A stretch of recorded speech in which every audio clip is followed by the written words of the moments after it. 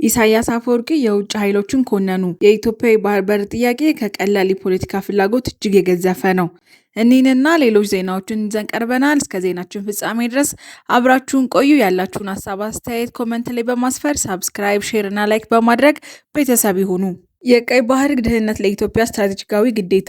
የኢፌዴሪ የውጭ ጉዳይ ሚኒስቴር ዲፕሎማት የሆኑት ዶክተር ዘሩባቤል ጌታቸው የቀይ ባህር ለኢትዮጵያ ኢኮኖሚያዊ ጥንካሬና ለክልላዊ መረጋጋት አስፈላጊ የሆነ ወሳኝ የባህር ላይ መተላለፊያ መሆኑን አጽንኦት ሰጥተዋል። እርሳቸው እንዳብራሩት በባህር ላይ ደህንነት ማጣት በዝርፊያ፣ በሽብርተኝነትና መንግስታዊ ባልሆኑ አካላት የሚመጣ በመርከብ ትራንስፖርት ንግድ ላይ ቀጥተኛ ስጋት የሚፈጥር ሲሆን በኢትዮጵያ በአፍሪካ ቀንድ ውስጥ በዋጋ ግሽበትና በሰፊው የኢኮኖሚ መረጋጋት ላይ ተጽዕኖ ያሳድር ይችላል። እነዚህ ተግዳሮቶች ከክልላዊ ግጭቶች ጋር የተሳሰሩ በመሆናቸው የተቀናጀ የባህር ላይ ደህንነት ጥረት አስፈላጊነትን ያጎላሉ። ጽሑፉ የጋራ የባህር ኃይል ጥበቃ፣ መረጃን ማጋራት፣ የብቃት ግንባታና ስትራቴጂካዊ መሰረተ ልማትን ጨምሮ ሁሉን አቀፍ አካሄድ ያበረታታል። እርሳቸውም የኢትዮጵያ ወደ ቀይ ባህር መድረስ የሀገሪቱን ብሔራዊ ጥቅም ከክልላዊ ደህንነት ቅድሚያዎች ጋር በሚያጣጥሙ ህጋዊና የትብብር ማዕቀፎች አማካኝነት መጠበቅ እንዳለባቸው አበክረው አስገንዝበዋል። በትግራይ ያለው ሁኔታ ወደ ጦርነት የመመለስ ስጋት። በትግራይ ያለው ሁኔታ እንደገና ወደ ጦርነት እየተንሸራተተ ያለ ይመስላል። ሁለቱ አሳሳቢ የሆኑ ክስተቶች ይህንን ፍራቻ እየቀሰቀሱ ነው። በመጀመሪያ በትግራይ የጸጥታ ኃይሎችና የትግራይ የሰላም ኃይሎች በሚባለው በተገንጣይ ቡድን መካከል የትጥቅ ግጭት ተቀስቅሷል። ከዚህም ቀደም ከነበሩት ግጭቶች በተለየ የቅርብ ግብግብ ከባድ መሳሪያዎችን ባሳተፈ ሙሉ ጥቃት መልክ እየተጠናከረ መሄዱ ተዘግቧል። ይህም ከፍተኛ የጸጥታ አንድምታ ያለው አደገኛ የውጥረት መከፋፈል መኖሩን ያመለክታል። በሁለተኛ ደረጃ የኢትዮጵያ ፋይናንስ ሚኒስቴር ለትግራይ አስተዳደር በቅርቡ ተመድቦ የነበረውን 2 ቢሊዮን የሚጠጋ ብር እንዳይለቀቅ ለኢትዮጵያ ንግድ ባንክ መመሪያ ሰጥቷል።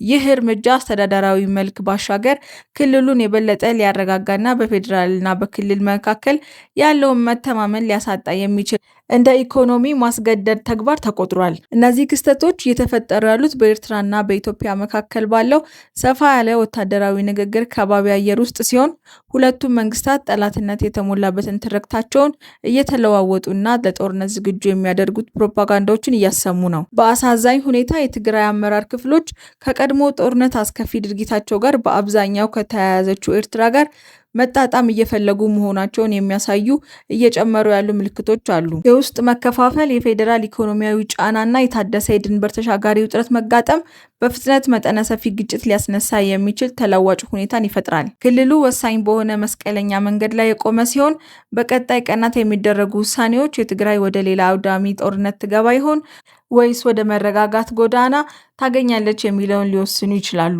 የኢትዮጵያ የባህር በር ጥያቄ ከቀላል የፖለቲካ ፍላጎት እጅግ የገዘፈ የህልውናችን የመጨረሻ ምሽግና የማንነታችን ማህተም ነው። ይህ በታሪክ ግፍ፣ በጠላት ሴራና በጉልበት የተዘረፍነውን በተፈጥሮ የተቸረንን ሉዓላዊ መብት ለማስመለስ የተጀመረ ቅዱስ ዘመቻ ነው። ጉዞ በፈተና የተሞላ፣ ጎዳናውን በጠላት ወጥመድ የተከበበ መሆኑ እሙን ነው። የውስጥ ፌንጣዎች፣ የክህደት ጩኸትና የውጭ ኃይሎች የጋራ ዛቻ ይህንን የነጻነት ጥማት ለማፈን ቀን ከሌት መትጋታቸው አይካድም። ሊያደናቅፉን የሚወረውሩት ዲፕሎማሲና የፕሮፓጋንዳ ጦሮችም የዚህ ትግል አካል ናቸው። ነገር ግን ጠላቶችም ወዳጆችም ከአእምሯቸው ሊያወጡት የማይገባ አንድ የማይናወጥ ሀቅ አለ። የኢትዮጵያ የባህር በር ጥያቄ የድል ማህተም እስኪያርፍበት ድረስ መቋጫ ሳያገኝ የሚታጠፍ ታሪክ ምዕራፍ አይደለም። ይህ ትግል በባንዳዎች ክህደት፣ በባዕዳን ሴራና ዛቻ ወይም በዲፕሎማሲያዊ ሽንገላ ጫና ተሰባብሮ የሚቀር የሸንበቆ ዘለላ አይደለም። ይህ ከትውልድ ትውልድ የሚሸጋገር በደምና በአጥንት የተጻፈ ምላሽ እስኪያገኝ ድረስ የማይተኛ የነጻነት ጥሪ ነው። በመሆኑም ይህንን የተጫነብንን የታሪክ ዕዳ ሰብሮ መውጣት በአንድነት በማይናወጥ ጽናትና በብልጠት እነዚህን ፈተናዎች አምክሮ ሉዓላዊ መብታችን ማረጋገጥ የዚህ ትውልድ የማይታለፍ የክብርና የህልውና ኃላፊነት ነው። ታሪክ ከኛ የሚጠብቀውን ይህንን የተቀደሰ አደራ በድል መወጣት ብቻ ነው። የኤርትራው ፕሬዝዳንት ኢሳያስ አፈወርቂ በምስራቅ አፍሪካ በቀይ ባህር ክልልና በሰፊው አህጉር ላይ አለመረጋጋትን በማባባስ የውጭ ኃይሎችን ኮነኑ። ይህንን የተናገሩት ማክሰኞ ዕለት በተላለፈው ሰፊ ቃለ ምልልስ ከግብጽ አገር ውስጥ መገናኛ ብዙሃን ጋር ባደረጉት ውይይት ነው። አስተያየታቸውን የሰጡት ማክሰኞ በተጠናቀቀው የ5 ቀናት ይፋዊ የግብጽ ጉብኝታቸው አካል ሲሆን በዚህ ወቅት ፕሬዝዳንት አብደል ፈታህ አልሲሲ ጋር ስለ ቀጠናዊ ደህንነትና ሁለትዮሽ ትብብር ተወያይተዋል። ፕሬዝዳንት ኢሳያስ ከሀገር ውስጥ መገናኛ ብዙሃን አልቃሂራ ኒውስ ጋር ባደረጉት ቃለ ምልልስ በምስራቅ አፍሪካ ያሉ ግጭቶች በተለያዩ ኃይሎችና መንግስታት ጣልቃ ገብነት ምክንያት ውስብስብ ሆነዋል ብለዋል።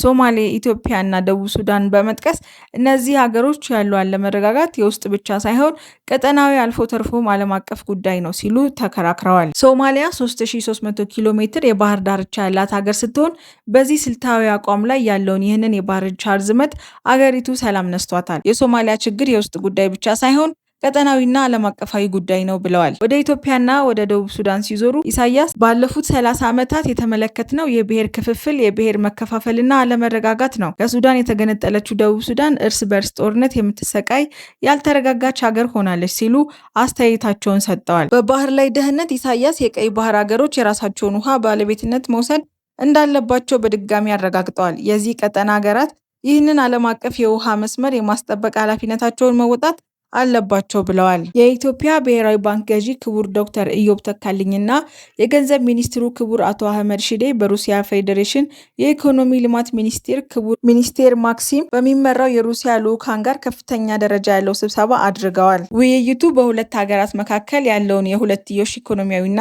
ፋይናንስ ትብብር ማጠናከር እንዲሁም ሊተባበሯቸው የሚችሏቸውን አዳዲስ መስኮች መመርመር ላይ ትኩረት ያደረገ ነው።